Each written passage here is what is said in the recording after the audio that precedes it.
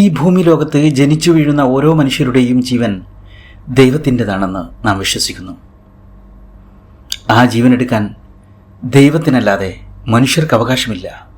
അങ്ങനെ ഏതെങ്കിലും മനുഷ്യൻ കൊല ചെയ്യപ്പെട്ടാൽ ദൈവം അതിന് കണക്ക് ചോദിക്കും.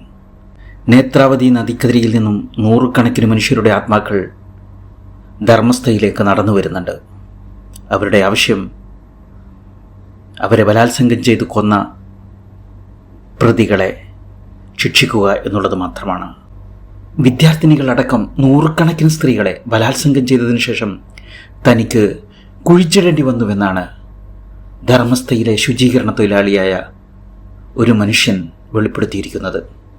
അദ്ദേഹത്തിൻ്റെ അഡ്രസ് ഇതുവരെയും പുറത്തുവിട്ടിട്ടില്ല.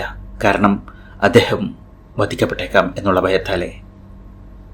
1998 2014 ഇടയിലുള്ള കണക്ക് മാത്രമാണ് അദ്ദേഹം പറഞ്ഞിരിക്കുന്നത്.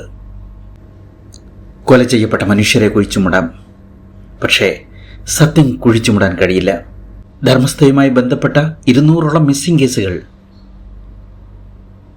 പോലീസിന് ലഭിച്ചിട്ടുണ്ട്. പക്ഷേ പോലീസ് നടപടിയെടുത്തിട്ടില്ല.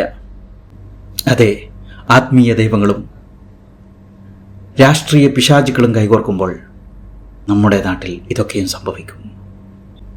എന്നാലും ആത്മാക്കൾ വിടില്ല. അവർ ചോദ്യം ചെയ്തുകൊണ്ടേയിരിക്കും. ഏതെങ്കിലും ഒരു കാലം ഈ വിഷയങ്ങളൊക്കെയും തന്നെ ആത്മാക്കൾ കുത്തിപ്പൊക്കും. ജീവിക്കുന്നവരെ മാത്രമേ നിങ്ങൾക്ക് നീതികേടിലാക്കാൻ കഴിയുകയുള്ളൂ. മരിച്ചവർക്ക് ചിലപ്പോൾ നിങ്ങൾ നീതി നൽകേണ്ടി വരിക തന്നെ ചെയ്യും.